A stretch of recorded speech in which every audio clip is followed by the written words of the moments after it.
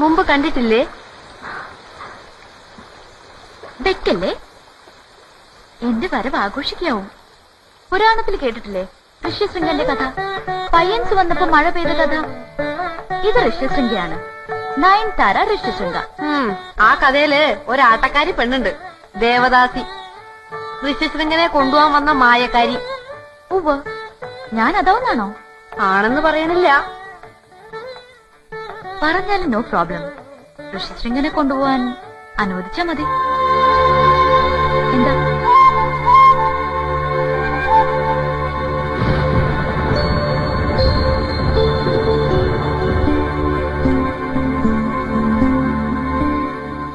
എന്താണ് അന്തർജനം?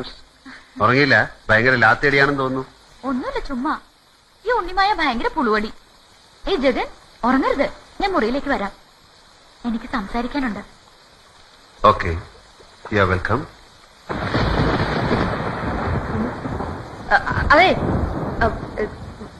ഇവിടെ തനിച്ച് ചേർന്ന പേടിക്കൂട്ടോ.